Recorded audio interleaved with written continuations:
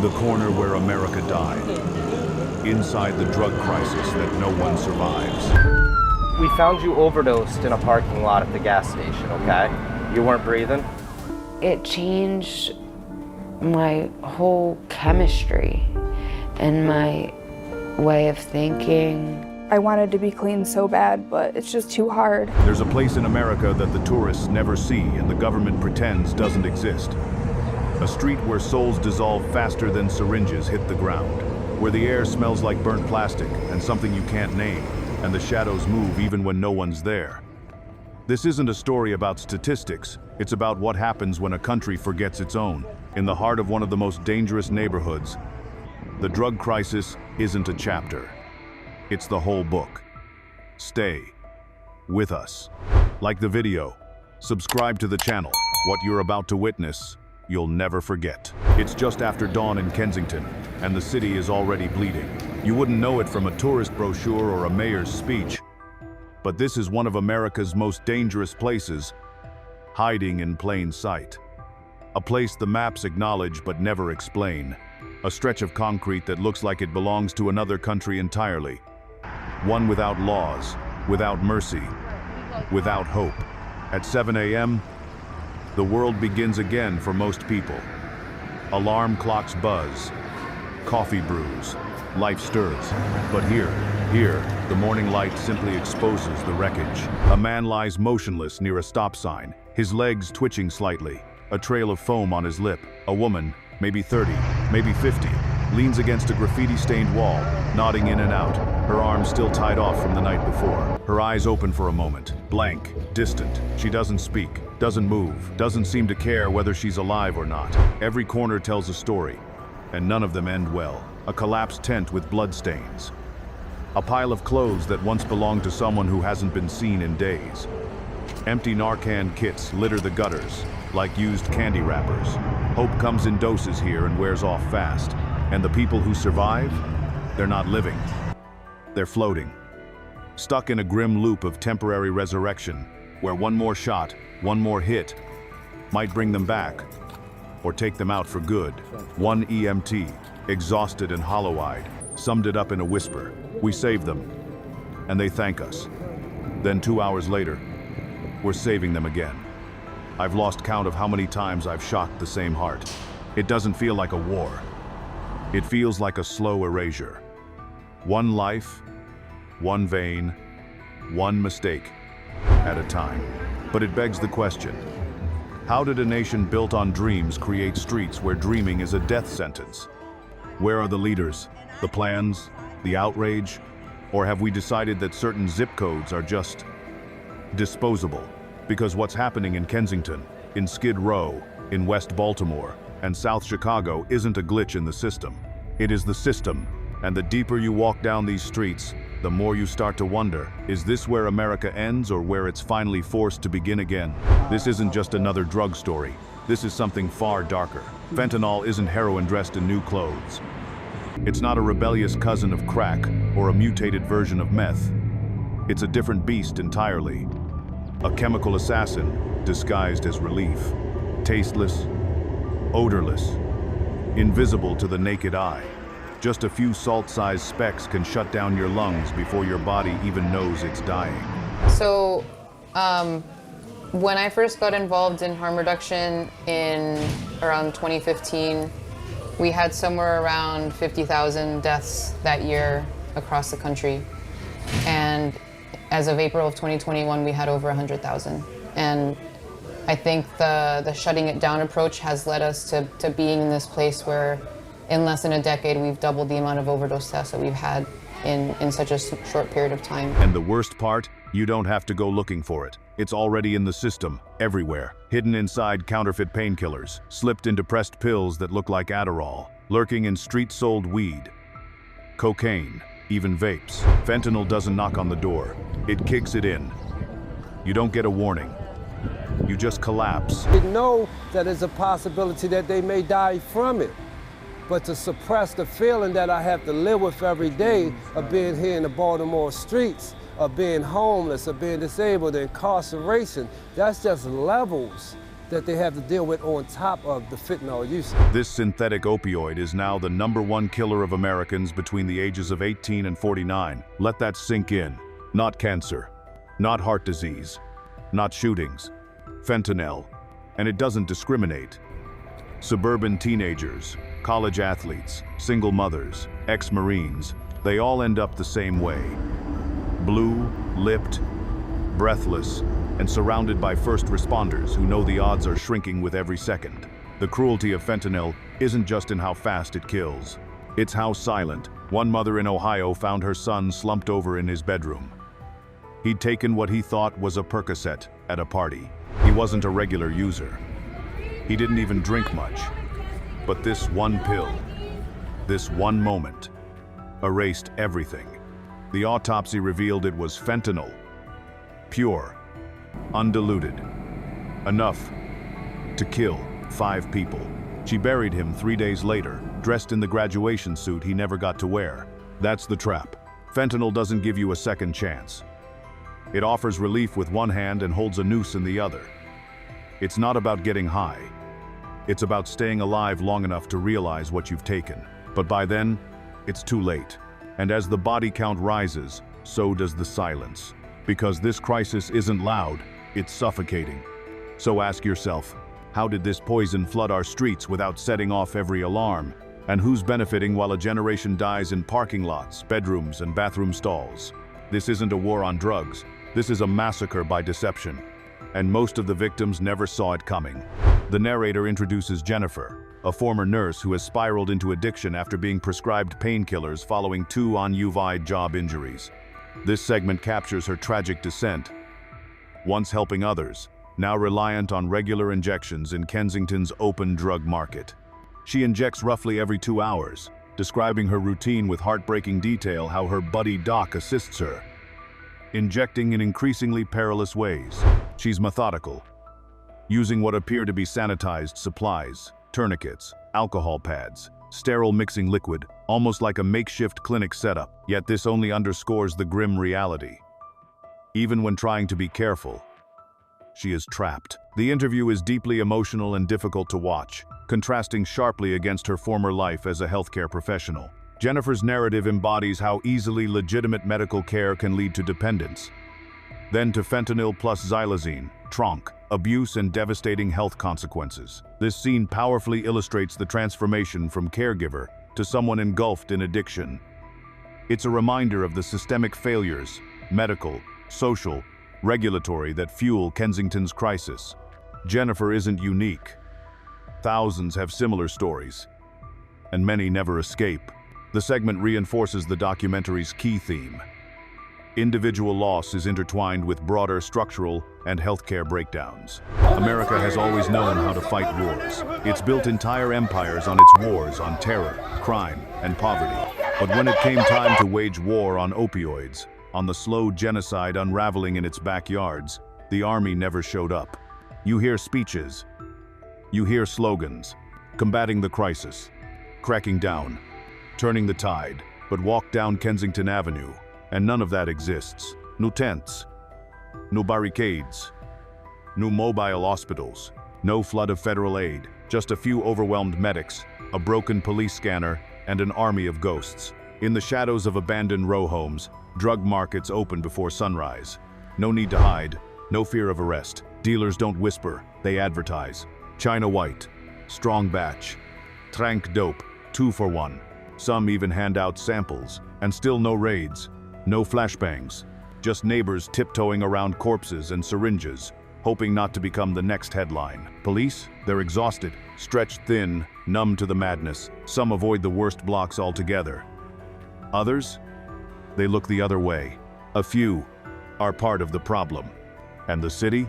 It responds with red tape, endless meetings, token task forces, more data, less action. Outreach workers try to fill the void. They hand out Narcan like bottled water, but even they know it's a bandage on a gunshot wound. One told me, "We're not saving lives, we're delaying death." But let's ask the hard question. Why did America deploy troops across the world for oil, but not across the street for its children? Why did it mobilize aircraft carriers and drones to chase enemies thousands of miles away, but won't send mobile detox units into its cities? Because when the enemy is addiction, faceless, silent, everywhere, suddenly the will to fight disappears. Maybe because this enemy doesn't threaten Wall Street. Maybe because its victims aren't holding microphones, they're holding needles. Whatever the reason, the result is the same. A war that was never fought, a generation left to fend for themselves. And as long as we pretend that paperwork counts as policy, that slogans substitute for action, the body count will rise, quietly, relentlessly, because this isn't just a failure of response, it's a failure of conscience, and it may be the deadliest silence in American history. If this story opened your eyes, don't keep it to yourself like the video. Share it with someone and help us bring the truth into the light. Not every wound bleeds. In America's drug-ravaged streets, the most dangerous battles aren't the ones fought with fists or needles. They're the silent wars waged inside the mind. Mental illness isn't a side effect here. It's a foundation. A quiet, relentless undertow pulls people deeper until they forget what the surface even looks like. You won't always recognize it. Sometimes it hides behind a smile. Other times, behind vacant eyes, wild gestures, or whispered conversations with people who aren't there. And the system? It isn't just broken, it's missing. Hospitals discharge patients with a pamphlet and a promise. Clinics are overwhelmed, underfunded, or shut down entirely. Those who desperately need long-term care are often turned away or tossed into jail cells where their condition festers in the dark. The streets have become America's new asylums, only there are no doctors, no treatment plans, no safety nets. Just cold pavement, flickering memories, and a brain that won't stop screaming. You see a man pacing, muttering, punching at invisible enemies. You think, danger. But what if that's someone who once wore a uniform? Someone who came home from war with more scars on the inside than the outside. You see a woman barefoot in winter, smearing dirt across her face. You think, crazy. But what if that's someone who lost a child and never came back from the grief? Behind every overdose, behind every act of violence, there's often a deeper story carved into the psyche, long before the first pill or needle ever entered the frame. But we rarely talk about it. Mental health still lives in the shadows. It carries shame, misunderstanding, and fear. We stigmatize the behavior without exploring the root. We say, they need to get it together, without asking if they ever had the chance to in the first place. There are people out here screaming for help in ways they can't explain. And if we don't start listening, they'll vanish. Not just from the world, but from themselves. Because not all suffering makes noise. Some of it lives quietly, in hallucinations, in despair, in endless looping thoughts that no one else can hear. And if we continue to ignore those voices, eventually, they'll go silent forever. In America's most forgotten neighborhoods, violence isn't a surprise, it's a rhythm. A grim heartbeat that echoes through alleyways and empty lots. It doesn't explode, it simmers. Always there, waiting. You don't hear arguments anymore, only ambushes. A man walks down the block and doesn't make it to the corner. His body falls hard. No shouts, no footsteps running away. Just the wind brushing over another crime scene that barely draws attention. Growing up around here was tough with all this violence and gangbanging. This is a pretty bad area. There's a lot of drugs, killings. This is where the blood boils. It was nuts being out here. In places like Kensington, Skid Row, or the south side of Chicago, blood doesn't dry before someone else sheds more. One woman is dragged behind a dumpster after refusing to share her pills. A boy, no older than 15, gets pistol whipped for wandering into the wrong tent. People vanish, and nobody asks questions because everyone already knows the answers. Territory is currency now. A single sidewalk can be controlled by rival crews who hand out fentanyl like it's candy, but punish disloyalty with bats, blades, or bullets. Turf wars don't play out with warnings. They unfold instantly. A flicker of distrust. A look that lingers too long. Then, violence crashes in like a storm. Even the shelters aren't safe. There, desperation breeds danger. Someone steals a bag, and retaliation isn't verbal. It's sharp, sudden, and unrelenting. And for women, the threat is constant. Vulnerability is exploited without hesitation. Some are forced into silence, trading their bodies to avoid worse outcomes. Others simply disappear. And yet, nothing changes. Law enforcement rolls through, then rolls away. Officers are outnumbered, burned out, or unwilling to enter without backup. Reports go unfiled. Witnesses refuse to speak. Justice dissolves in fear. One outreach worker said, "Some nights, we don't know if we're walking into a rescue or a war zone." She carries Narcan in one hand and a flashlight in the other. Both tools of survival. But how did this become normal? How did we reach a point where stabbing someone over a half-used syringe doesn't even make the news? It's not just the drugs anymore. It's the lawlessness they bring, a kind of chaos that creeps into everything, until it becomes easier to accept than resist. And if we allow this brutality to continue unchecked, it won't stay in the shadows. It'll spread, because violence, once normalized, doesn't fade. It multiplies. This epidemic doesn't just haunt the lost. It's raising the next generation in its shadow. In the corners of decaying homes, on broken sidewalks, beneath flickering street lamps, children are watching. Watching their mothers nod off mid-sentence. Watching their fathers disappear for days, then return gaunt and shaking.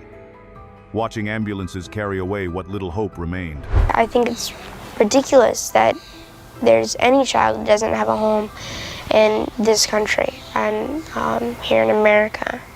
I think it's horrible. They're not shielded from the damage. They're steeped in it. In rural West Virginia, babies enter the world already in withdrawal. Their cries are sharper, longer, inconsolable. Their tiny bodies tremble, their nervous systems overwhelmed before they've even taken a step. Hospitals call it neonatal abstinence syndrome. But for these newborns, it's not a diagnosis, it's a beginning built on agony. And as they grow, the landscape doesn't get kinder. Toddlers find syringes before they find crayons. They step barefoot into broken glass, into trap houses their parents call home. They learn not to cry when mom collapses in the hallway, because no one's coming. They learn to lie when teachers ask about bruises or why there's no lunch again. Teenagers drift between foster homes, shelters, and the backs of cars. Some end up taking care of younger siblings' children, raising children in the middle of societal collapse. Others slip into the same trap that caught their parents, not out of rebellion, but out of inheritance. And in some schools, counselors aren't prepping for college applications. They're attending funerals, organizing grief circles, helping kids write eulogies instead of essays. One principal in Appalachia said, "We lose more kids to overdose funerals than we do to graduation parties." Think about that. A generation growing up surrounded by death, decay, and forgotten promises. A generation that's never known stability, only survival. And still, we ask why the cycle won't break. But how can anything grow in poisoned soil? How do you teach hope when the world outside the classroom is wrapped in crime tape and silence? We can't talk about healing without talking about them. Because if we let the children of this crisis fall through the cracks, we're not just losing lives, we're surrendering the future. This isn't just an adult problem, it's generational decay.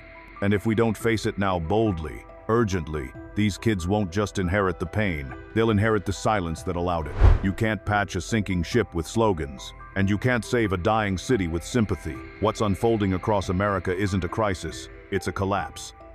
And once something collapses, you don't fix it with words. You rebuild it from the ground up. That starts with truth. The truth is, offering a bed and a shelter isn't the same as offering a future. Telling someone to just get clean means nothing if the nearest rehab has a 6-month wait list and no phone number that works.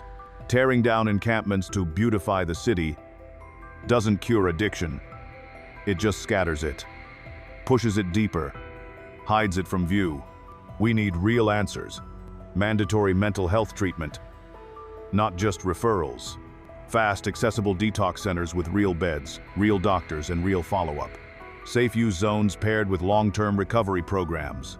Prosecutors who go after drug traffickers, not the sick and suffering, trying to survive. And above all, we need a cultural shift. One where addiction isn't viewed as a moral failure, but as a human wound. Because here's the uncomfortable reality. Most of us are one tragedy away, one accident, one layoff, one trauma too big to carry. The person slumped over in the alley? That could have been your brother after the car crash. The woman screaming at the sky? That could have been your daughter after her third miscarriage. The man begging for change? He could have once been the kid in your math class, bright, funny, full of dreams, before something broke. We don't like to admit that, because if we do, we're forced to see pieces of ourselves in them. But that's exactly what we need. Not pity, not shame, empathy, the kind that moves beyond donation links and hashtags, the kind that demands change locally, nationally, and structurally. Because if we keep walking past suffering like it's someone else's burden, this won't stop. It will spread. It already is. So the question isn't just, is there a way back? The question is, will we walk it together before it's our own family we're stepping over? Because recovery isn't just personal, it's collective. And if we don't start acting like it, the collapse won't just continue. It will consume us all. So maybe the real question isn't how we get here, but how long before it reaches you. Because this crisis doesn't knock, it slips in through your neighbor's door, your niece's backpack, your best friend's medicine cabinet, and when it does, it won't care about your zip code, or your silence, or your disbelief. That mural at the end of the block, it's more than art. It's a warning and a dare. Will you keep walking? Or will you help us turn this corner into a beginning before it becomes your ending? Like the video, subscribe, and don't look away. Not now, but with a fight, a real one.